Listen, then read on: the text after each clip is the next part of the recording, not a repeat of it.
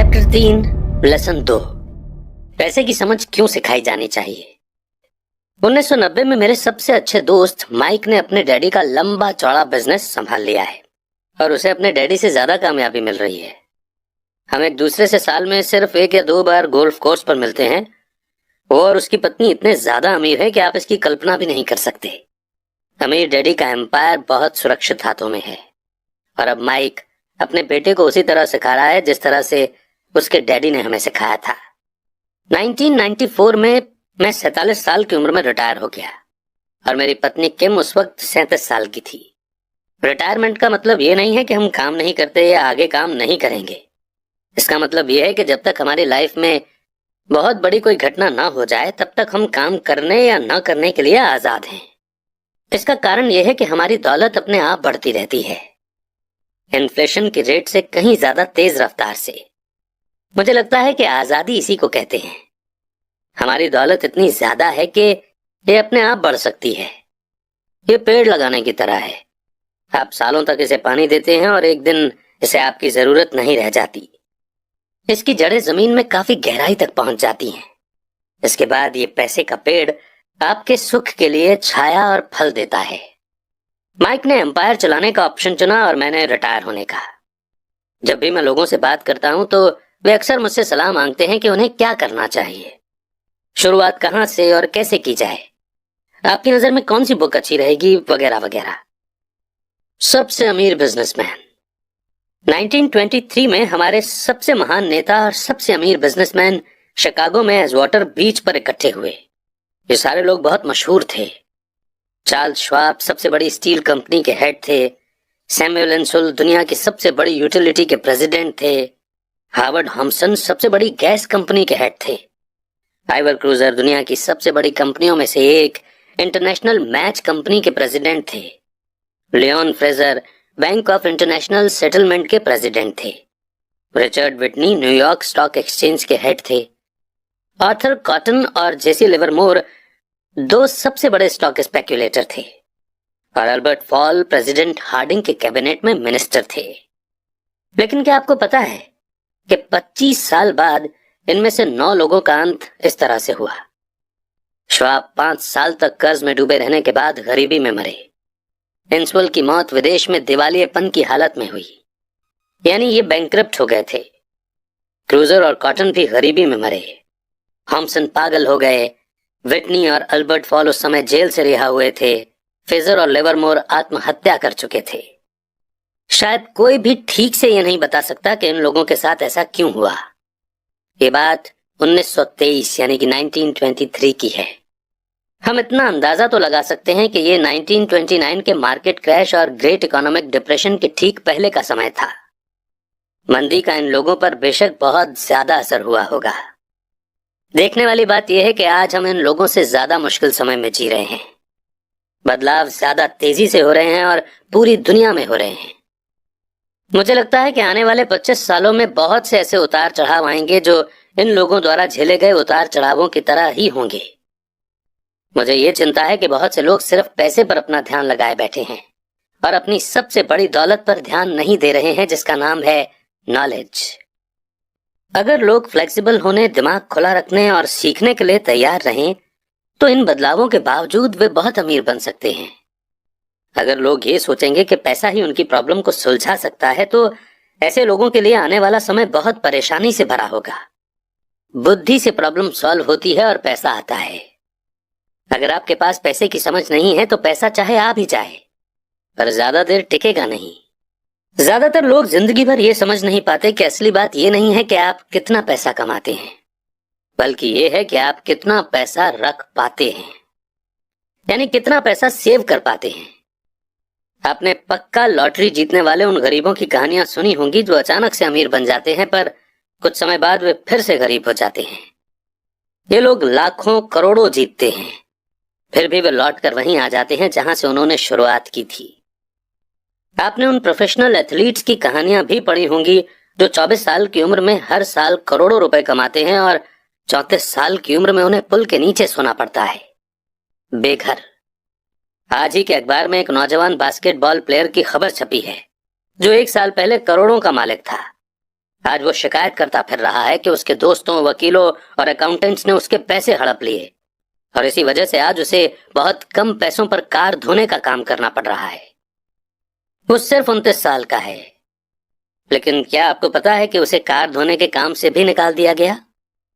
इसकी वजह यह थी कि उसने कार साफ करते समय अपनी चैंपियनशिप रिंग उतारने से मना कर दिया था, यानी हाथों से अंगूठी निकालने से मना कर दिया था, और जिसकी वजह से कार साफ करते हुए कार में निशान पड़ते थे और इसलिए उसकी खबर न्यूज़पेपर में छप गई। वो अपने निकाले जाने का विरोध कर रहा है और कहता है कि यह भेदभाव है। अंगूठी ही तो उसकी महान जिंदगी की इकलौती निशानी है। उसका कहना है कि अगर आप उसकी अंगूठी उतरवा लेंगे तो उसके पास जिंदा रहने का कोई सहारा नहीं बचेगा और वो मर जाएगा। 1997 में मैं ऐसे बहुत से लोगों को जानता हूं जो नए नए करोड़पति बन रहे हैं। एक बार फिर ये 1920 के बूम वाले दशक की याद दिला देता है। हालांकि मैं खुश हूं कि इतने ज्यादा लोग अमीर बनते जा रहे हैं, पर मैं उन्हें चेतावनी देना चाहता हूं कि लंबे समय में यह इंपॉर्टेंट नहीं है कि आपने कितना पैसा कमाया, बल्कि इंपॉर्टेंट यह है कि आपने कितना पैसा सेव किया और आपने कितनी पीढ़ियों तक उस पैसे को सेव करके रखा। तो जब लोग मुझसे पूछते हैं कि हम किस तरह शुरू करें या मुझे बताइए कि जल्दी अमीर कैसे बना जा सकता है, तो वे मेरे जवाब से बहुत निराश होते हैं। मैं उनसे सिर्फ यही कहता हूं जो मेरे अमीर डैडी ने मुझसे बचपन में कहा था, अगर तुम अमीर बनना चाहते हो तो तुम्हारे पास पैसे की समझ होनी चाहिए। जब भी मैं अमीर डैडी से मिलता था, ये थॉट, ये विचार मेरे दिमाग में हर बार भर जाता था।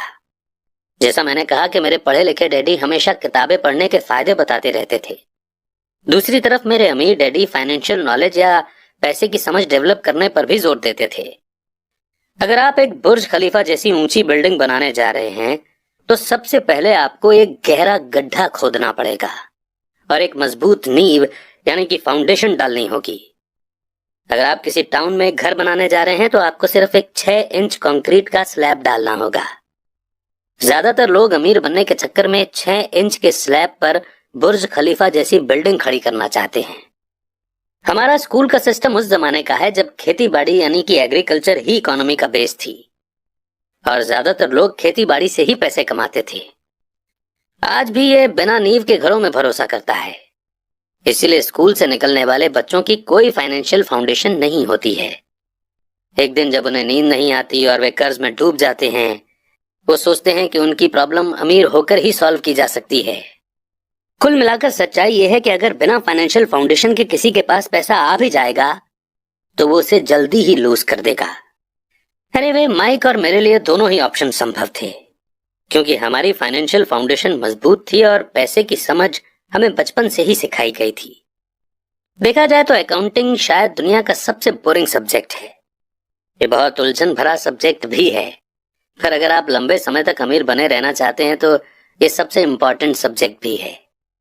सवाल यह है कि आप इस बोरिंग और उलझन भरे सब्जेक्ट को अपने बच्चे को किस तरह सिखा सकते हैं। इस सवाल का जवाब है कि हम इसे आसान बना सकते हैं। अमीर डैडी ने माइक और मेरे लिए एक मजबूत फाइनेंशियल फाउंडेशन डाली थी। क्योंकि हम छोटे बच्चे थे इसलिए उन्होंने हमें सिखाने का एक आसान तरीका निकाला। सालों तक वे सिर्फ ड्राइंग बनाते रहे और उनके साथ शब्दों का इस्तेमाल करके हमें समझाते रहे। जब माइक और मैंने उन आसान डायग्राम की मदद से इकोनॉमिक टर्म्स और पैसे के खेल को समझ लिया था, तो इसके कई सालों बाद अमीर डैडी ने नंबर को जोड़ना शुरू किया। आज माइक को जितने अकाउंटिंग एनालिसिस की जरूरत है वो उससे भी कहीं ज्यादा मुश्किल एनालिसिस कर सकता है। उसके पास बहुत बड़ा एम्पायर है। मैं इतना ज्यादा कॉम्प्लेक्स एनालिसिस नहीं करता क्योंकि मेरा एम्पायर छोटा है, पर हम दोनों की ही फाउंडेशन आसान थी। आगे आने वाले चैप्टर में मैं आपके सामने वही आसान से ड्राइंग बनाऊंगा जो माइक के डैडी ने हमारे लिए बनाए थे। हालांकि वे आसान हैं, पर इन डायग्राम्स के सहारे उन्होंने 2 छोटे बच्चों को ठोस और गहरी फाउंडेशन पर दौलत का बड़ा महल बनाना सिखाया था। रूल नंबर 1, आपको संपत्ति यानी एसेट और दायित्व यानी लायबिलिटीज का फर्क पता होना चाहिए और हमेशा एसेट ही खरीदनी चाहिए। अगर आप अमीर बनना चाहते हैं तो आपको बस इतना ही जानने की जरूरत है। ये पहला रूल है, यही इकलौता रूल है। ये बहुत आसान लगता है, पर ज्यादातर लोगों को ये पता ही नहीं है कि ये रूल कितना इंपॉर्टेंट है। ज्यादातर लोग पैसे की प्रॉब्लम में सिर्फ इसलिए उलझे रहते हैं क्योंकि उन्हें ये पता ही नहीं होता कि एसेट और लायबिलिटी में क्या फर्क होता है। अमीर लोग एसेट इकट्ठा करते हैं, गरीब और मिडिल क्लास लोग लायबिलिटी इकट्ठा करते हैं। और मजे की बात यह है कि उन लोगों को यह लगता है कि वे एसेट ही जमा कर रहे हैं।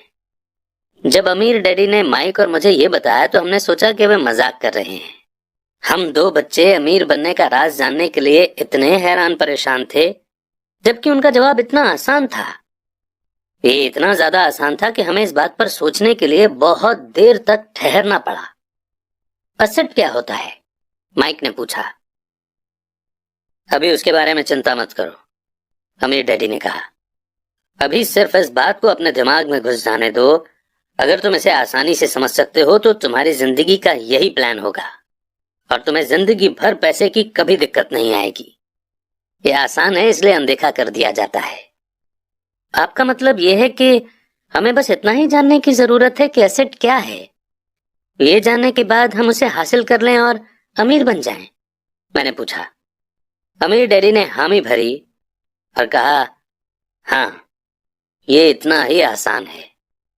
अगर ये इतना आसान है तो फिर हर आदमी अमीर क्यों नहीं बन जाता? मैंने पूछा। अमीर डैडी ने मुस्कुराकर कहा, क्योंकि वो लोग एसेट और लायबिलिटी में फर्क नहीं कर पाते। मुझे याद है मैंने पूछा था, बड़े लोग इतना मूर्ख कैसे हो सकते हैं? अगर ये इतना आसान और इतना इंपॉर्टेंट है तो हर कोई इसे जानना या खोजना क्यों नहीं चाहता? एसेट और लायबिलिटी क्या होते हैं ये समझाने में अमीर डैडी को बस कुछ ही मिनट लगे।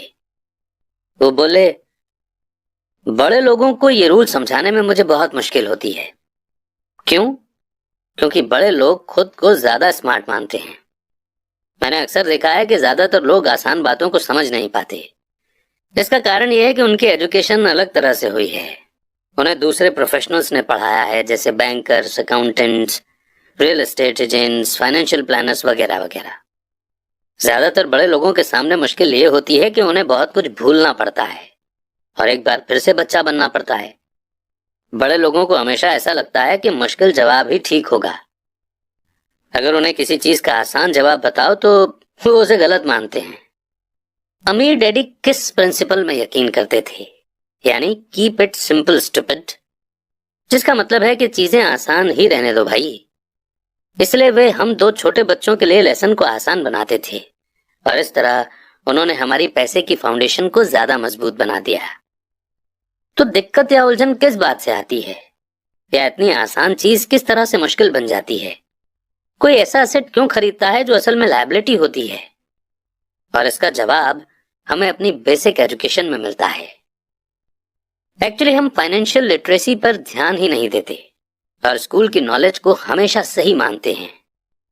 सवाल यह है कि कोई चीज एसेट है या लायबिलिटी, ये पता कैसे चलेगा? अगर आप सचमुच खुद को कंफ्यूज करना चाहें तो इन शब्दों को डिक्शनरी में देख लें। मैं जानता हूं कि वहां दी हुई डेफिनेशन किसी अकाउंटेंट को अच्छी लगती होगी, पर दिक्कत यह है कि आम आदमी उन्हें पूरी तरह से समझ नहीं पाता।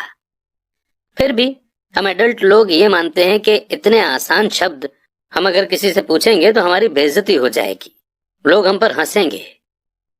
छोटे बच्चों को समझाते समय अमीर डैडी ने एक बार कहा था, एसेट को शब्दों के द्वारा नहीं, नंबर के द्वारा पढ़ा जाता है।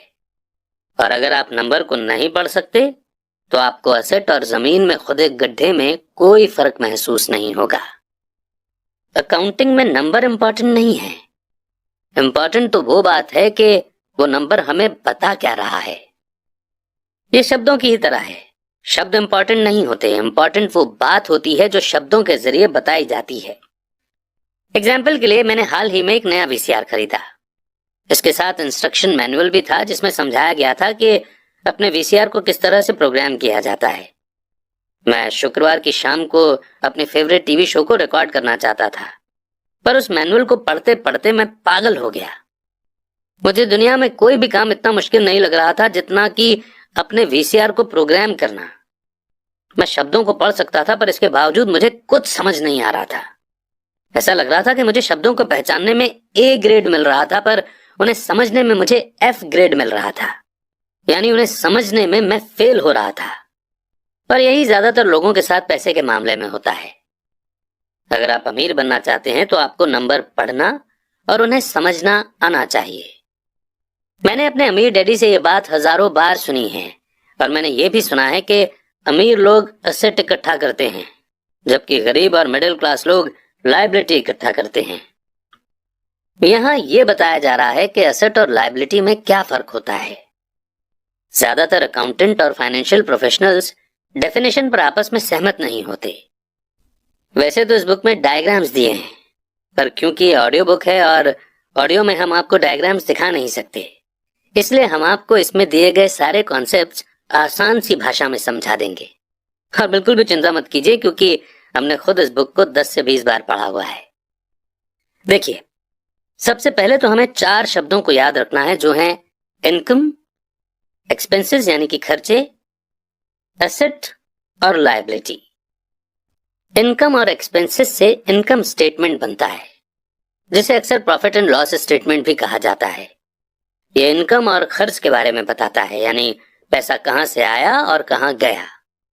और ये तो हम सब अपने घर में करते ही हैं। हम लिखते हैं कि इस महीने हमने कितने पैसे कमाए, यानी कितनी इनकम आई, और उसमें से हमने कितने पैसे किस किस चीज में खर्च किए। यानी इन 4 शब्दों में से ये 2 शब्द इनकम और एक्सपेंसेस तो हर किसी को पता है, पर प्रॉब्लम यह है कि बहुत से लोगों को अगले 2 शब्द या तो पता नहीं है या फिर उन्हें हम ठीक से समझते ही नहीं हैं। और बाकी के ये 2 शब्द हैं एसेट और लायबिलिटीज। इन 2 शब्दों को, एसेट और लायबिलिटीज को, जब एक साथ लिखते हैं तो इसे हम बैलेंस शीट बोलते हैं। और ये नाम आपने जरूर सुना होगा। बैलेंस शीट ये नाम इसलिए दिया गया है क्योंकि इसमें एसेट और लायबिलिटीज को एक साथ मिलाकर देखा जाता है, यानी उन्हें बैलेंस किया जाता है। कुछ लोग जिनमें पैसे की समझ नहीं होती, इनकम स्टेटमेंट और बैलेंस शीट के बीच के रिलेशन को नहीं जानते। इस रिलेशनशिप को जानना बेहद जरूरी है। इसलिए जैसा मैंने पहले कहा था कि अमीर डैडी ने हमेशा दोनों छोटे बच्चों को आसान सी डेफिनेशन सिखाई। उन्होंने कहा कि एसेट वो होता है जो आपकी जेब में पैसा डालता है। अच्छी, सिंपल और इजी टू यूज डेफिनेशन है ना। एसेट वो चीजें होती हैं जो मेरी जेब में पैसा डालती हैं, यानी ये हमें पैसा बना कर देते हैं बिना हमारे काम किए हुए या बहुत कम काम किए हुए। एग्जाम्पल के लिए, अगर हम घर रेंट पर दे देते हैं और उसे खुद एक्टिवली मैनेज भी नहीं करते तो ये घर हमारा एसेट बन जाएगा, क्योंकि इसे मैनेज करने के लिए ज्यादा टाइम नहीं देना पड़ेगा। फिर भी हर महीने इससे रेंट आता रहेगा। और इसी तरह हमारी कोई शॉप है जिसे कोई और मैनेज कर रहा है और हर महीने हमें उससे पैसे मिल रहे हैं, तो वो भी हमारा एसेट ही है। और इसके उल्टे लायबिलिटी वो चीज है जो मेरी जेब से पैसे निकालती है। मान लीजिए कि हम कोई बड़ा घर लेते हैं और इस घर से हमें कोई इनकम नहीं मिल रही है, तो इस घर ने एक ही बार में हमारा खर्च नहीं करवाया, बल्कि बार बार हमें इसमें खर्चा करना पड़ेगा और इसलिए ये हमारी लायबिलिटी बन जाएगी। कभी इसमें मेंटेनेंस का खर्च देना पड़ेगा, जैसे लॉन को साफ रखने के लिए माली रखना पड़ेगा। और अगर सिंपल सा घर भी है तो भी हमें नॉर्मल मेंटेनेंस के लिए तो पैसा खर्च करना ही पड़ेगा। अब इसका मतलब ये नहीं हुआ कि हम अपने पर्सनल यूज के लिए घर ले ही ना, बल्कि इसका मतलब ये हुआ कि हम एटलीस्ट इन टर्म्स को और ये जो शब्दावली, ये जो जार्गन्स हम यूज कर रहे हैं, इन्हें हम समझें और लाइफ में एसेट्स को लायबिलिटीज से पहले खरीदें। पर यह ध्यान रखें कि एसेट से हमें ज्यादा पैसा आना चाहिए और लायबिलिटीज से हमारी जेब से कम पैसे जाने चाहिए। और अगर आसान करें तो असल में आपको इतना ही जानने की जरूरत है कि अगर आप अमीर बनना चाहते हैं तो आप जिंदगी भर एसेट खरीदते रहिए। अगर आप गरीब या मिडिल क्लास आदमी बनना चाहते हैं तो आप लायबिलिटी खरीदते रहिए। और इनके बीच को फर्क न जानने से ज्यादातर लोग जीवन भर पैसे की तंगी से परेशान रहते हैं। पैसों के लिए एक आदमी इसीलिए परेशान होता रहता है क्योंकि न तो वो इन शब्दों को समझ पाता है और ना ही इन नंबर्स को। जिन लोगों के सामने पैसे की मुश्किलें आ रही हैं, उन्हें ये समझ लेना चाहिए कि शब्दों या नंबर्स में ऐसा कुछ है जिसे वे पढ़ नहीं पा रहे हैं। कोई चीज ठीक से उनकी समझ में नहीं आ रही है। अमीर लोग इसीलिए अमीर होते हैं क्योंकि इस मामले में वे पैसे की तंगी से परेशान लोगों से ज्यादा समझदार होते हैं। तो अगर आप अमीर बनना चाहते हैं और अपनी दौलत को बनाए रखना चाहते हैं तो पैसे के बारे में सीखना और समझदारी दोनों इंपॉर्टेंट हैं, शब्दों में भी और नंबर में भी। ध्यान रखिए कि सिर्फ नंबर से पूरी बात समझ में नहीं आती है और सिर्फ शब्दों से भी पूरी बात समझ में नहीं आती है। मायने तो पूरी कहानी के होते हैं। किसी फाइनेंशियल रिपोर्ट में नंबर को पढ़ना प्लॉट या कहानी ढूंढने की तरह ही है। पैसा कहां जा रहा है, इस बात की कहानी। 80% परिवारों की पैसे की कहानी यह होती है कि वे अमीर बनने के लिए कड़ी मेहनत करते जाते हैं। इसका कारण ये नहीं है कि वे पैसा नहीं कमाते, असली कारण ये है कि वे जिंदगी भर एसेट की जगह लायबिलिटी खरीदते रहते हैं। आइए अब हम समझते हैं कि गरीब आदमी अपना पैसा कैसे खर्च करता है। एक्चुअली एक गरीब इंसान को एसेट और लायबिलिटी के बारे में कुछ पता नहीं होता, इसलिए वो बेचारा अपने पैसों को कुछ इस तरह से खर्च करता है। उसे पैसे उसकी सैलरी से मिलते हैं, वो उन्हें खर्च कर देता है और उसके पैसे खत्म हो जाते हैं। उसे ज्यादा पैसे कमाने के लिए रोज दोबारा मेहनत करनी पड़ती है, यानी कम पैसे होने की वजह से ना ही एसेट खरीद पाता है और ना ही लायबिलिटी। अब बात करते हैं मिडिल क्लास आदमी की। एक मिडिल क्लास आदमी के पास इनकम थोड़ी ज्यादा आती है और वो पैसे पहले उसके एक्सपेंस कॉलम में जाते हैं, यानी वो पहले अपने खर्चे पूरे करता है और उसके बाद वो लायबिलिटीज खरीदता है, जैसे कि नई कार, नया मोबाइल फोन, नया घर वगैरह। ये लायबिलिटीज उसकी जेब से हर महीने पैसे निकलवाती रहती हैं।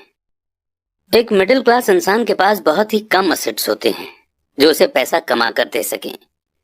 कई मिडिल क्लास लोगों के पास कोई भी एसेट नहीं होता है, यानी कोई पैसिव इनकम का सोर्स नहीं होता है, इसलिए वो पूरी जिंदगी रैट रेस में लगे रहते हैं। फाइनली आता है एक अमीर आदमी का एग्जाम्पल। इसके पैसे खर्चने के तरीके बहुत इंटरेस्टिंग हैं।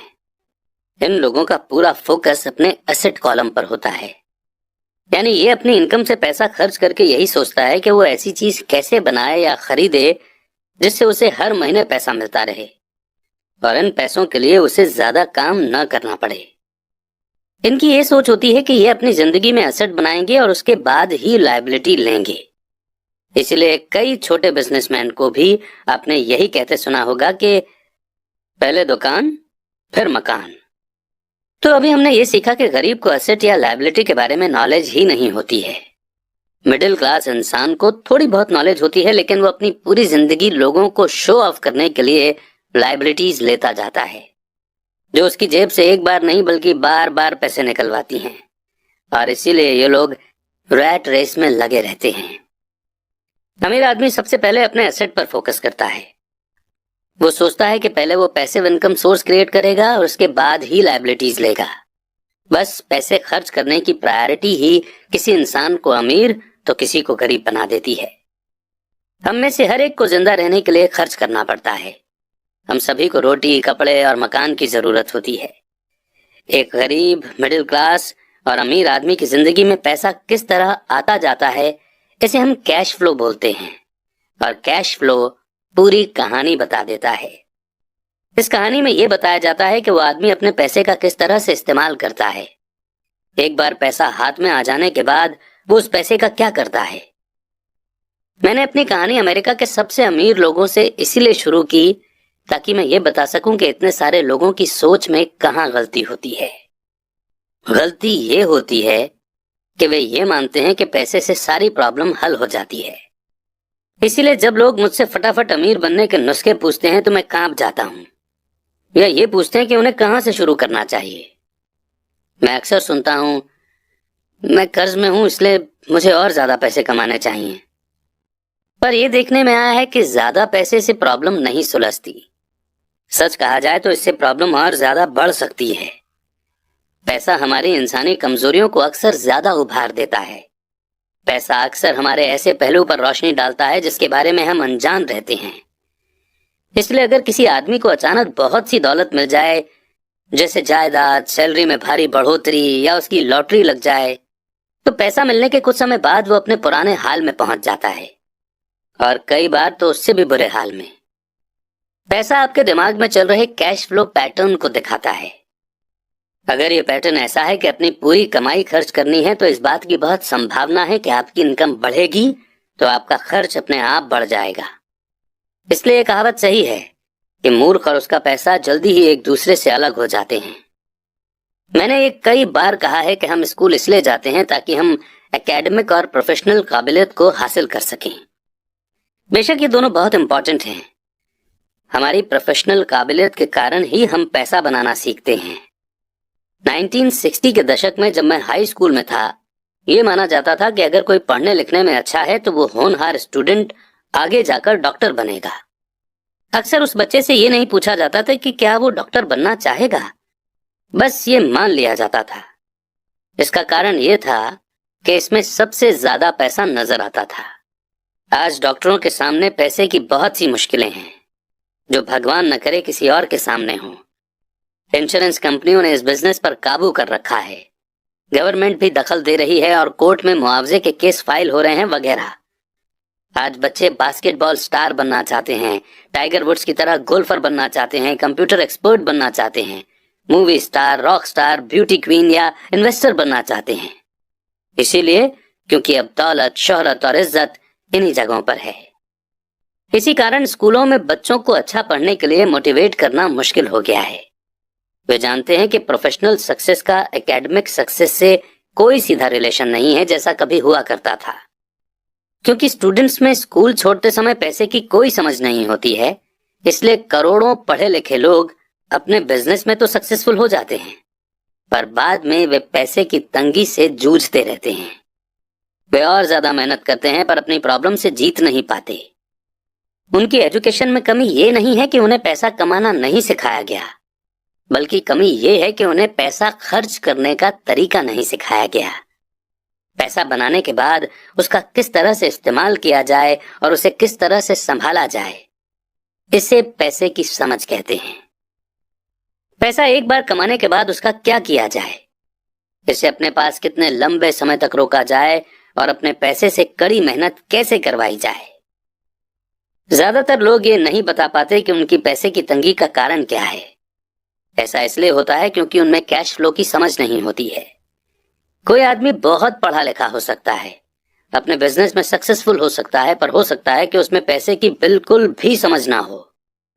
ऐसे लोग अक्सर जरूरत से ज्यादा कड़ी मेहनत करते हैं क्योंकि उन्होंने कड़ी मेहनत करना तो सीखा है, पर पैसे से अपने लिए कड़ी मेहनत करवाना नहीं सीखा। ये कहानी बताती है कि पैसे का सुख भरा सपना किस तरह दुख भरे सपने में बदल जाता है। कड़ी मेहनत करने वाले लोगों की फिल्मी कहानी एक घिसे पिटे ढर्रे पर चलती है। हाल में शादीशुदा खुश बहुत पढ़े लिखे पति पत्नी साथ साथ रेंट के मकान में रहने लगते हैं। जल्दी उन्हें यह लगने लगता है कि वे पैसा बचा रहे हैं, क्योंकि दो लोगों के साथ साथ रहने का खर्च भी लगभग उतना ही होता है जितना कि अकेले आदमी का। प्रॉब्लम यह है कि जिस अपार्टमेंट में वे रहते हैं वो छोटा है। वे अपने सपनों का घर खरीदने के लिए पैसे बचाने लगते हैं ताकि वे बच्चे पैदा कर सकें। अब उनके पास दो लोगों की सैलरी होती है और वे अपने करियर पर ज्यादा ध्यान देने लगते हैं। उनकी इनकम बढ़ने लगती है। जैसे जैसे उनकी इनकम बढ़ने लगती है उनके खर्चे भी बढ़ने लगते हैं। ज्यादातर लोगों के लिए पहले नंबर का खर्च होता है टैक्स। एक एम्प्लॉय के लिए टैक्स में सबसे बड़ी प्रॉब्लम यह है कि जैसे ही उसे सैलरी मिलेगी सीधा ही सबसे पहले उसका टैक्स कटेगा। बाद में बचे हुए पैसे उसे मिलेंगे जिससे वो अपने बाकी के खर्चे करेगा, और टैक्स एक सबसे बड़ा एक्सपेंस है। फिर लायबिलिटी बढ़ने लगती है। इसे समझाने का सबसे अच्छा तरीका यह है कि हम वापस यंग पति पत्नी की कहानी की तरफ चलें। उनकी इनकम बढ़ने के कारण वे फैसला करते हैं कि अब वे रेंट के मकान में नहीं रहेंगे बल्कि अपने सपनों का घर खरीद लेंगे। जब वे अपने घर में पहुंच जाते हैं तो उन पर एक नए टैक्स का बोझ आ जाता है जिसे प्रॉपर्टी टैक्स कहते हैं। फिर वो लोग एक नई कार खरीदते हैं, नया फर्नीचर और नया सामान खरीदते हैं ताकि उनका घर आलीशान लगे। अचानक वे अपने सपने से जागते हैं और देखते हैं कि उनके लायबिलिटी का कॉलम बढ़ गया है। वे कर्ज में हैं और उन्हें बहुत से होम लोन और क्रेडिट कार्ड लोन चुकाने हैं। अब वे रैट रेस में फंस चुके हैं। एक बच्चा पैदा हो जाता है, वे और कड़ी मेहनत करते हैं। ये प्रोसेस फिर रिपीट होता है, ज्यादा पैसा आता है, उस पर ज्यादा टैक्स लगता है और तभी उनके पास एक क्रेडिट कार्ड आ जाता है। वे उसका इस्तेमाल करते हैं। जब वो खत्म हो जाता है तब एक लोन कंपनी का आदमी आकर उन्हें बताता है कि उनका सबसे बड़ा एसेट, उनका घर, उसकी कीमत बढ़ गई है। कंपनी उन्हें एक बिल कंसोलिडेशन लोन देने का ऑफर करती है क्योंकि उनकी क्रेडिट हिस्ट्री बहुत अच्छी है। कंपनी उन्हें यह भी बताती है कि समझदारी इसी में होगी कि वे अपने ऊंचे इंटरेस्ट रेट पर लिए गए कंज्यूमर लोन को उनके क्रेडिट कार्ड से चुका दें, और इसके अलावा उनके घर पर लगने वाले इंटरेस्ट से उन्हें टैक्स में छूट यानी कि एग्जेम्पशन भी मिलेगी। वे ऐसा ही करते हैं और ज्यादा इंटरेस्ट रेट वाले क्रेडिट कार्ड का पेमेंट कर देते हैं। इसके बाद वे राहत की सांस लेते हैं कि उन्होंने क्रेडिट कार्ड का हिसाब साफ कर दिया है। अब उन्होंने अपने कंज्यूमर लोन को होम लोन में बदल लिया है।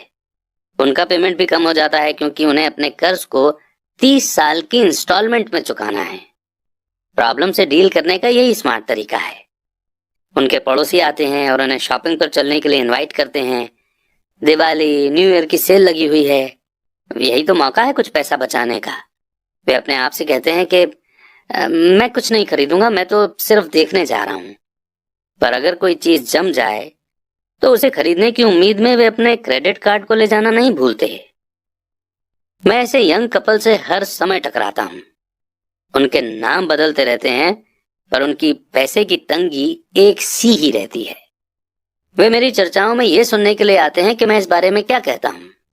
वे मुझसे पूछते हैं कि क्या आप हमें बता सकते हैं कि और ज्यादा पैसे कैसे कमाया जा सकता है।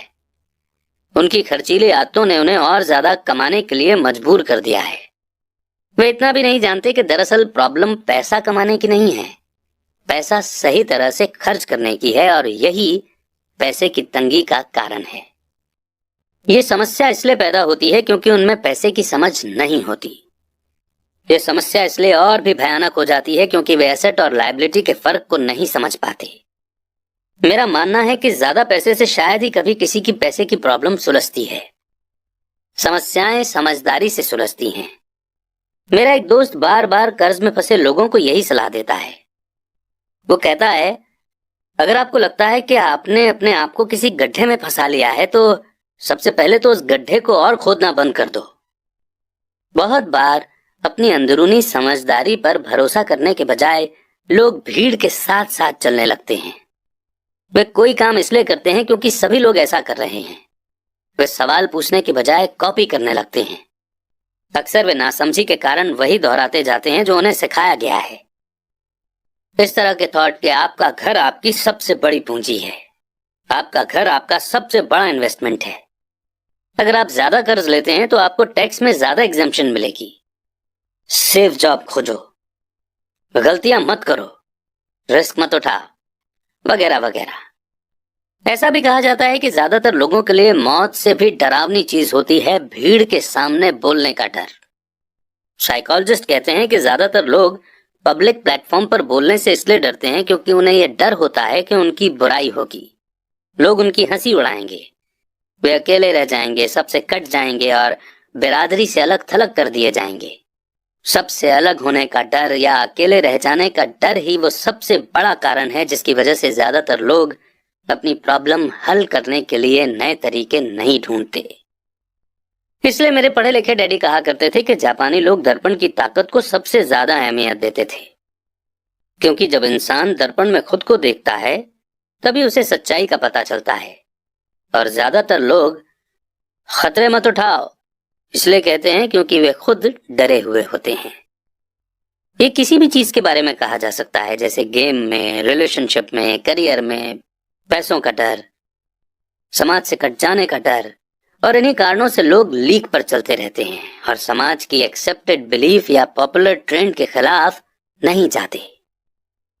आपका घर एक एसेट है, कड़ी मेहनत करो। प्रमोशन का सवाल है, एक दिन मैं वाइस प्रेसिडेंट बन जाऊंगा। पैसे बचाओ, जब मेरी सैलरी बढ़ेगी तो मैं एक बड़ा घर खरीद लूंगा। म्यूचुअल फंड सेफ हैं। भीड़ के साथ चलने और पड़ोसियों के ऐशो आराम की कॉपी करने के कारण पैसे की बहुत सी प्रॉब्लम पैदा होती है। कई बार हम सभी को दर्पण में देखने की जरूरत होती है और हमें अपने डर के बजाय अपनी अंदरूनी समझदारी से सोचना चाहिए। जब माइक और मैं 16 साल के हुए तो हमें स्कूल में प्रॉब्लम आने लगी थी। हम बुरे बच्चे नहीं थे, हम सिर्फ अपने आप को भीड़ से अलग कर रहे थे।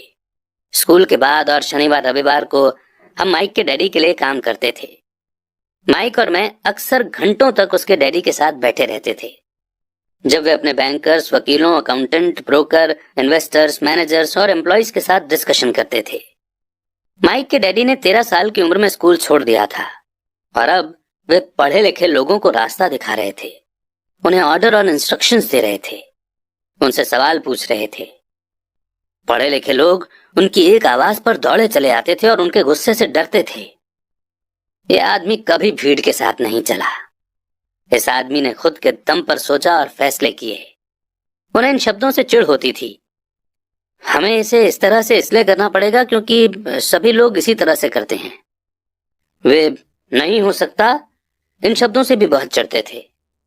अगर आप हमसे कोई काम करवाना चाहते थे तो आपको बस इतना ही कहना था, मुझे लगता है कि आप इसे नहीं कर सकते। माइक और मैं उनके साथ रहकर जितना सीखे उतना हमने स्कूल के बिताए सालों में कभी नहीं सीखा, कॉलेज में भी नहीं। माइक के डैडी के पास स्कूल की एजुकेशन तो नहीं थी, पर उनके पास पैसे की नॉलेज थी और इसी कारण वे सक्सेसफुल भी थे। वे हमें बार बार बताया करते थे कि एक समझदार आदमी अपने से ज्यादा समझदार लोगों को जॉब पर रख सकता है। इसीलिए माइक और मुझे समझदार लोगों की बातें सुनने और उनसे सीखने का फायदा मिला। पर इसके कारण माइक और मैं दोनों ही उस सोशल बिलीफ के साथ नहीं चल पाए जो हमारे टीचर हमें सिखाते थे, और इस वजह से कई प्रॉब्लम्स पैदा हो गईं। जब कोई टीचर कहता था कि अगर तुम्हें अच्छे नंबर नहीं मिलते हैं तो तुम दुनिया में कुछ नहीं कर सकते, तो माइक और मैं अपनी भवें चढ़ा लेते थे। जब हमें घिसे पेटे ढर्रे पर चलने को कहा जाता था और रूल्स को फॉलो करना सिखाया जाता था तो हमें यह लगता था कि स्कूल की एजुकेशन दरअसल क्रिएटिविटी का गला घोंट देती है। हम अमीर डैडी की ये बात समझने लगे थे कि स्कूलों को इसलिए बनाया गया है ताकि वहां अच्छे एम्प्लॉय तैयार हो सके, न कि अच्छे मालिक। कभी कभार माइक या मैं टीचर से पूछते थे कि हम जो पढ़ रहे हैं वो असल जिंदगी में कितना काम आएगा, या हमें पैसों के बारे में क्यों नहीं पढ़ाया जाता है।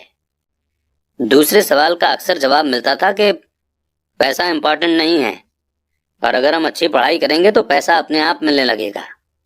हम पैसे की ताकत के बारे में जितना ज्यादा जानते जाते थे, अपने टीचर्स और साथ पढ़ने वाले बच्चों से उतना ही दूर होते जाते थे। मेरे पढ़े लिखे डैडी ने कभी मुझ पर अच्छे नंबरों के लिए दबाव नहीं डाला। मुझे इस बात पर हैरत होती है कि उन्होंने ऐसा क्यों नहीं किया, पर हम लोगों में पैसे को लेकर अक्सर बहस होने लगी थी। जब मैं 16 साल का हुआ तो मेरी पैसे की बुनियाद मेरी मम्मी डैडी से अच्छी हो चुकी थी। मैं हिसाब किताब रख सकता था।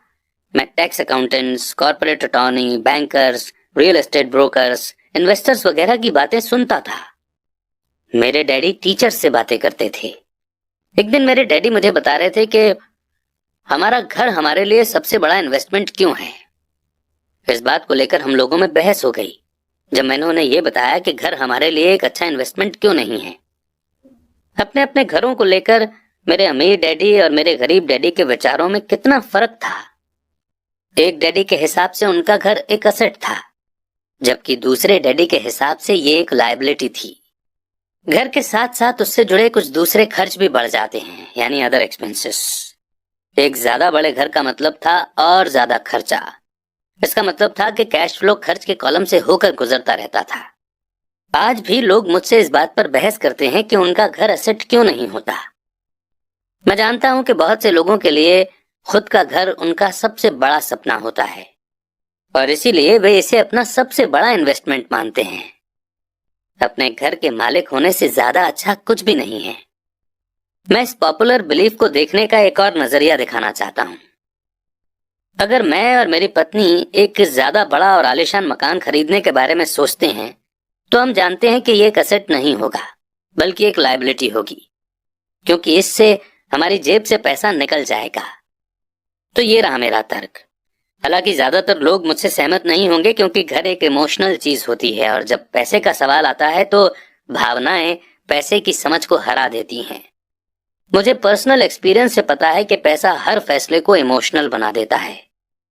एक, जब घर की बात आती है तो मैं ये बताना चाहता हूं कि ज्यादातर लोग उस घर की कीमत चुकाने के लिए जिंदगी भर काम करते हैं, जिसके वे कभी पूरी तरह से मालिक नहीं होते। दूसरे शब्दों में, ज्यादातर लोग एक घर खरीदने के कुछ सालों बाद दूसरा घर खरीदते हैं और हर बार पहले मकान के लिए जो वो कर्ज लेते हैं उस पर उनके पास हर बार फिर से 30 साल का नया कर्ज हो जाता है। 2, हालांकि लोगों को होम लोन की पेमेंट पर इंटरेस्ट के लिए टैक्स में छूट मिलती है, पर वे अपने अदर एक्सपेंसेस के लिए टैक्स के बाद मिलने वाले रुपए का इस्तेमाल लायबिलिटीज लेने में ही करते हैं, अपनी मॉर्टगेज पूरी तरह चुकाने के बाद भी। 3, प्रॉपर्टी टैक्स। मेरी पत्नी के मम्मी डैडी को धक्का लगा जब उनके घर का प्रॉपर्टी टैक्स हर महीने 10,000 रुपए तक पहुंच गया। ये तब हुआ जब वे रिटायर हो चुके थे और इस बढ़ोतरी से उनके रिटायरमेंट के बाद का बजट गड़बड़ा गया और उन्हें मजबूरन मकान बदलना पड़ा। 4, घर की कीमत हमेशा नहीं बढ़ती। मेरे कुछ दोस्त हैं जिन्होंने अपने लिए घर कर्ज पर लिया था। उन्हें 1 करोड़ रुपए से भी ज्यादा का कर्ज चुकाना है, पर आज उस घर की कीमत 70 लाख रुपए से ज्यादा नहीं है। 5, सबसे बड़े नुकसान अपॉर्चुनिटी गंवाने की वजह से होते हैं। अगर आपका सारा पैसा मकान में फंसा रहता है तो आपको ज्यादा कड़ी मेहनत करनी पड़ती है ताकि आपका खर्च चलता रहे। इस दौरान आप अपने लिए कोई एसेट नहीं बना पाते। अगर एक यंग पति पत्नी शुरुआत में ही अपने लिए एसेट बनाने लग जाएं, तो उनके आगे के साल आराम से गुजरेंगे, खासकर उस समय जब वे अपने बच्चों को कॉलेज में भेजेंगे। इस दौरान उनका एसेट भी बढ़ जाएगा और उनके खर्चे भी आराम से चलते रहेंगे। अक्सर ऐसा होता है कि आपका घर आपके बढ़ते हुए खर्च को चुकाने के लिए होम इक्विटी लोन का साधन बन जाता है। इन शॉर्ट बोले तो अपना घर खरीदने का फैसला बहुत महंगा पड़ता है। इसके बजाय बेहतर यह होगा कि जल्दी ही इन्वेस्टमेंट पोर्टफोलियो बना लिया जाए। किसी आदमी पर इसका असर कम से कम 3 तरह से पड़ता है। 1, समय की बर्बादी, क्योंकि इस दौरान दूसरी प्रॉपर्टी की वैल्यू बढ़ गई होती है। 2, एक्स्ट्रा कैपिटल की बर्बादी, जिसे दोबारा इन्वेस्ट किया जा सकता था, जबकि घर खरीदने के बाद आपको घर से सीधे जुड़े बहुत से खर्चे उठाने पड़ते हैं। 3, एजुकेशन की बर्बादी। अक्सर ऐसा होता है कि लोग ये मानते हैं कि उनके एसेट में उनका घर, सेविंग्स और रिटायरमेंट प्लान आते हैं। क्योंकि उनके पास इन्वेस्ट करने के लिए पैसा नहीं होता, इसलिए वे बिल्कुल भी इन्वेस्टमेंट नहीं करते। इस कारण उन्हें इन्वेस्टमेंट का एक्सपीरियंस कभी नहीं मिल पाता। ज्यादातर लोग एक समझदार इन्वेस्टर नहीं बन पाते, और सबसे बढ़िया इन्वेस्टमेंट आमतौर पर सबसे पहले समझदार इन्वेस्टर्स को बेचे जाते हैं, जो बाद में उन्हें सेफ खेलने वाले लोगों को बेचते हैं। मेरे पढ़े लिखे डैडी का फाइनेंशियल स्टेटमेंट रैट रेस में फंसे इंसान का सबसे अच्छा एग्जाम्पल है। उनके खर्च हमेशा उनकी इनकम से ज्यादा होते थे, इसलिए उन्हें प्रॉपर्टी में इन्वेस्ट करने का मौका ही नहीं मिलता था। इसका नतीजा ये होता था कि उनकी लायबिलिटी जैसे होम लोन और क्रेडिट कार्ड के कर्ज उनकी जेब से हर महीने इतना पैसा निकाल लेते थे जितना कि उनके एसेट उनके लिए कभी भी नहीं कमा पाते थे। दूसरी तरफ मेरे अमीर डैडी का फाइनेंशियल स्टेटमेंट ये दिखाता है कि वे जी जान लगाकर इन्वेस्टमेंट कर रहे थे और उन्होंने अपनी लायबिलिटीज को कम से कम रखा था। मेरे अमीर डैडी के फाइनेंशियल स्टेटमेंट से यह भी पता चलता है कि अमीर लोग और ज्यादा अमीर क्यों बनते हैं। एसेट वाले कॉलम की इनकम इतनी ज्यादा होती है कि खर्च आराम से चल जाता है और कुछ पैसा भी बच जाता है। इस बचे हुए पैसे को एक बार फिर से एसेट वाले कॉलम में दोबारा इन्वेस्ट कर दिया जाता है। एसेट वाला कॉलम बढ़ता रहता है और इससे होने वाली इनकम भी बढ़ती रहती है। नतीजा ये होता है कि अमीर लोग और ज्यादा अमीर होते जाते हैं। अब आप पूछेंगे कि एग्जैक्टली अमीर लोग और ज्यादा अमीर क्यों होते जाते हैं। मिडिल क्लास लोग हमेशा पैसे की तंगी से जूझते रहते हैं। उनकी बेसिक इनकम सैलरी से होती है और जैसे जैसे उनकी सैलरी बढ़ती है उनके टैक्स भी बढ़ते जाते हैं। इसके साथ ही इनकम बढ़ने पर उनके खर्च भी बढ़ जाते हैं। इसीलिए इसे चूहा दौड़ यानी कि रैट रेस कहा गया है। ये लोग मानते हैं कि उनका घर उनका बड़ा एसेट है और इसीलिए वे इनकम दिलाने वाली प्रॉपर्टी में इन्वेस्ट नहीं करते। मिडिल क्लास को पैसे की तंगी क्यों होती है? आज की कर्जदार सोसाइटी यानी कि क्रेडिट सोसाइटी 2 बातें मानती है। पहली ये कि खुद का घर एक इन्वेस्टमेंट होता है और दूसरी ये कि सैलरी बढ़ने पर खर्च भी बढ़ना चाहिए या एक ज्यादा बड़ा घर खरीद लेना चाहिए। बढ़ते हुए खर्च के कारण परिवार ज्यादा कर्ज में फंस जाते हैं और उन्हें पैसे की और ज्यादा तंगी का सामना करना पड़ता है। हालांकि वे अपनी जॉब में लगातार तरक्की कर रहे हैं और उनकी सैलरी लगातार बढ़ती जा रही है। इसे हाई रिस्क लिविंग या बहुत जोखिम भरी लाइफस्टाइल कहा जाता है और इसका कारण यह है कि ऐसे लोगों में पैसे की समझ नहीं होती। 1990 के दशक में यानी कि 1990 के डिकेड में जॉब में भारी कटौती से ये बात पता चली कि मिडिल क्लास पैसे के मामले में कितना इनसिक्योर है। अचानक कंपनी पेंशन प्लान की जगह पर 401 के प्लान आ गए हैं। अगर इंडिया की बात करें तो इंडिया में भी 2004 के बाद से पेंशन देना बंद कर दिया गया। सिर्फ डिफेंस सर्विसेज में पेंशन्स हैं और एनपीएस यानी कि न्यू पेंशन स्कीम स्टार्ट कर दी गई और इसे रिटायरमेंट का सहारा नहीं बनाया जा सकता। मिडिल क्लास में घबराहट का माहौल पैदा हो गया है। आज एक अच्छी बात यह है कि ज्यादातर लोग ये बातें समझते हैं और इसलिए उन्होंने म्यूचुअल फंड खरीदना शुरू कर दिया है। इन्वेस्टमेंट में हुई बढ़ोतरी के कारण ही हमने स्टॉक मार्केट में इतनी तेजी देखी है। आज मिडिल क्लास की बढ़ती मांग को पूरा करने के लिए नए नए म्यूचुअल फंड बनते जा रहे हैं। म्यूचुअल फंड इसलिए पॉपुलर हैं क्योंकि वे सेफ होने के सिंबल हैं। म्यूचुअल फंड खरीदने वाले आदमी जॉब में, टैक्स और होम लोन चुकाने में, अपने बच्चों की कॉलेज की फीस के लिए पैसे बचाने में और अपने क्रेडिट कार्ड का हिसाब साफ रखने में बहुत ज्यादा बिजी हैं। उनके पास इतना समय ही नहीं है कि वे इन्वेस्ट करने की स्किल सीख सकें। इसीलिए वे म्यूचुअल फंड के मैनेजर की काबिलियत पर भरोसा करते हैं। साथ ही क्योंकि म्यूचुअल फंड कई तरह के इन्वेस्टमेंट करता है, इसलिए उन्हें ऐसा लगता है कि उनका पैसा ज्यादा सेफ है क्योंकि ये कई टुकड़ों में बट गया है, या आप अंग्रेजी में बोले तो डाइवर्सिफाइड हो गया है। पढ़े लिखे मिडिल क्लास का ये ग्रुप म्यूचुअल फंड ब्रोकर्स और फाइनेंशियल प्लानर्स के डाइवर्सिफाइड प्रिंसिपल्स को सही मानता है। सेफ रहो, रिस्क से बचे रहो। असली ट्रेजेडी तो यह है कि पैसे की समझ न होने के कारण एवरेज मिडिल क्लास लोग खतरों का सामना करते हैं। उनके सेफ खेलने का असली कारण यह होता है कि उनके पास पैसे की तंगी होती है। उनकी बैलेंस शीट में बैलेंस नहीं होता, उनके पास कोई एसेट नहीं होता जहां से इनकम आनी चाहिए, जबकि उनके पास बहुत सी लायबिलिटीज होती हैं और हर सैलरी के साथ वो और लायबिलिटीज भी लेते रहते हैं। आमतौर पर उनकी इनकम का इकलौता साधन उनकी सैलरी होती है। एक तरह से उनका जीवन पूरी तरह से उनके बॉस पर डिपेंडेंट होता है। और जब सचमुच जिंदगी में एक बार आने वाला मौका आता है, यानी कोई इन्वेस्टमेंट अपॉर्चुनिटी सामने दिखती है, जैसे कि कोई अच्छी प्रॉपर्टी जो बहुत ही सस्ते प्राइस पर मिल रही हो, तो ये लोग उस मौके का फायदा नहीं उठा पाते क्योंकि वे इतनी कड़ी मेहनत कर रहे हैं। इसलिए वे सेफ गेम खेलते हैं, सबसे ज्यादा टैक्स चुकाते हैं और कर्ज के बोझ से दबे रहते हैं। जैसा मैंने इस सेक्शन के शुरू में कहा था कि सबसे इंपॉर्टेंट रूल यह है कि एसेट और लायबिलिटी के बीच के फर्क को पहचाना जाए। एक बार आप इनमें फर्क समझ लें, इसके बाद आप इनकम देने वाली प्रॉपर्टी खरीदने की लगातार कोशिश करते रहें। यह अमीर बनने की राह पर चलने का सबसे बढ़िया तरीका है। इसे करते रहें और आपका एसेट वाला कॉलम बढ़ता रहेगा। अपनी लायबिलिटी और खर्च को कम करने की कोशिश भी करते रहें। इससे पैसा आपके एसेट वाले कॉलम में आता रहेगा। जल्द ही आपके पास इतने एसेट हो जाएंगे कि आप और ज्यादा रिस्क वाले इन्वेस्टमेंट कर सकेंगे। ऐसे इन्वेस्टमेंट जिनमें 100% से बिना किसी लिमिट तक प्रॉफिट हो सकता है। ऐसे इन्वेस्टमेंट जिनमें 50,000 रुपए की रकम जल्दी ही 10 लाख रुपए या इससे ज्यादा हो जाती है। ऐसे इन्वेस्टमेंट जिन्हें मिडिल क्लास बहुत ही रिस्क भरा मानता है। इन्वेस्टमेंट रिस्की नहीं है, बल्कि ये उस इंसान की पैसे की नासमझी है, फाइनेंशियल इग्नोरेंस यानी कि अज्ञान है, जो उसे बहुत रिस्क भरा बना देती है। एक एम्प्लॉय होने के नाते जो घर का मालिक भी है, आपकी जॉब का पैटर्न जनरली ये होता है। एक, आप किसी के लिए काम करते हैं। सैलरी पर काम करने वाले ज्यादातर लोग मालिक को या शेयर होल्डर्स को ज्यादा अमीर बना रहे हैं। आपकी कोशिशों, मेहनत और सक्सेस से दरअसल आपका मालिक सक्सेसफुल होता है और उसके रिटायरमेंट में मदद मिलती है। 2, आप गवर्नमेंट के लिए काम करते हैं। आप इसे देख पाएं इसके पहले ही गवर्नमेंट आपकी सैलरी में से अपना हिस्सा ले लेती है।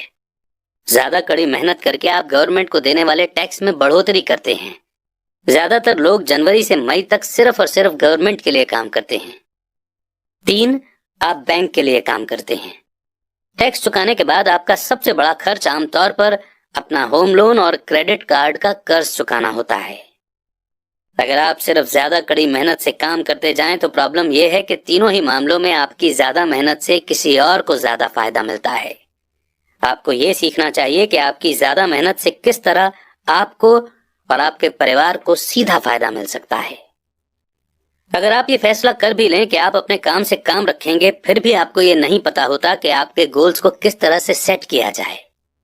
ज्यादातर लोग अपने प्रोफेशन को बनाए रखना चाहते हैं और अपनी सैलरी के सहारे ही असेट बनाना चाहते हैं। जब उनकी वेल्थ बढ़ती है तो वे किस तरह से अपनी सक्सेस को मापते हैं? कब कोई आदमी ये महसूस करता है कि वो अमीर है, कि उसके पास दौलत है? असेट और लायबिलिटी की मेरी अपनी डेफिनेशन की ही तरह दौलत के बारे में भी मेरी अपनी ही डेफिनेशन है। दरअसल मैंने इसे बकमिंस्टर फुलर नाम के इंसान से सीखा है।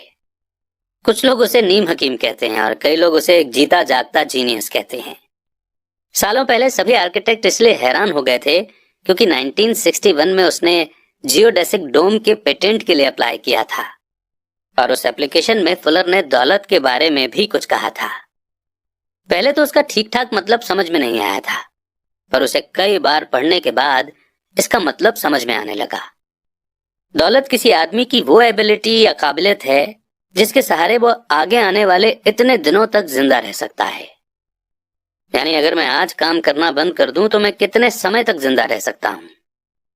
ये नेट वर्थ की तरह नहीं है जो आपके एसेट और लायबिलिटी के बीच का फर्क है। हर इंसान को लगता है कि उसके पास जो सामान है वो बहुत कीमती है, पर इस डेफिनेशन से सचमुच सही असेसमेंट किया जा सकता है? मैं अब असेस कर सकता हूं और सचमुच जानता हूं कि फाइनेंशियल रूप से आजाद होने के मेरे गोल के मामले में मैंने कितनी तरक्की कर ली है। हालांकि नेटवर्थ में ऐसी चीजें भी आ जाती हैं जिनसे पैसा नहीं आता, जैसे वो चीज जो आपके गैरेज में खड़ी है।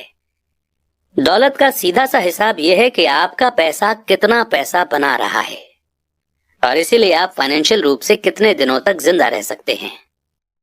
दौलत दरअसल असेट के कॉलम की कैश फ्लो के लायबिलिटी वाले कॉलम के साथ तुलना है। एक एग्जाम्पल लेते हैं। मान लीजिए कि मेरे पास हर महीने में अपने एसेट से 10,000 रुपए कैश आ रहा है और मेरा खर्च हर महीने 20,000 रुपए है। तो सवाल यह है कि मेरे पास कितनी दौलत है। अब हम बकमिस्टर फुलर की डेफिनेशन की तरफ चलते हैं। उनके डेफिनेशन के हिसाब से मैं कितने दिनों तक जिंदा रह सकता हूं। अगर हम एक महीने में 30 दिन मान लें तो इस डेफिनेशन के हिसाब से मैं 15 दिन तक जिंदा रह सकता हूं। जब मैं अपने एसेट से हर महीने 20,000 का कैश फ्लो हासिल करने लग जाऊंगा तो मैं अमीर हो जाऊंगा। हालांकि मैं अमीर नहीं हूं, पर मैं फाइनेंशियली फ्री हूं। हर महीने मेरे एसेट से मुझे जो इनकम मिलती है वो मेरे महीने भर के खर्च के लिए काफी होती है। अगर मैं अपने खर्च को बढ़ाना चाहता हूं तो मुझे इसके पहले अपने एसेट से आने वाले कैश फ्लो को बढ़ाना होगा। ये ध्यान रखें कि इस पॉइंट पर मैं अपनी सैलरी पर बिल्कुल भी डिपेंडेंट नहीं हूं। मैंने अपने एसेट बनाने में जी तोड़ कोशिश की थी और मैं इसमें सक्सेसफुल भी हुआ, जिसके कारण आज मैं फाइनेंशियल रूप से आजाद हो गया हूं। अगर मैं आज अपनी जॉब छोड़ भी दूं तो मेरे एसेट से इतना कैश फ्लो आता रहेगा कि मेरा खर्च आसानी से चलता रहेगा। मेरा अगला गोल ये होगा कि मेरे एसेट से आने वाले एक्स्ट्रा कैश को फिर से एसेट वाले कॉलम में इन्वेस्ट कर दिया जाए। मैं जितने पैसे अपने लिए एसेट्स बनाने में खर्च करता रहूंगा, मेरे एसेट्स मुझे उतना ही पैसा देते रहेंगे। यानी मेरा एसेट वाला कॉलम जितना ज्यादा बढ़ता है वहां से उतना ही ज्यादा कैश फ्लो आता है, और जब तक मैं अपने खर्च यानी एक्सपेंसेस को आने वाले कैश से कम रखता हूं तब तक मैं ज्यादा अमीर बनता रहूंगा। ध्यान देने वाली बात यह है कि मेरी इनकम फिजिकल मेहनत से नहीं बल्कि दूसरे तरीके से हो रही है। जब तक री इन्वेस्टमेंट का ये प्रोसेस चलता रहेगा मैं अमीर बनने के रास्ते पर तेजी से चलता रहूंगा।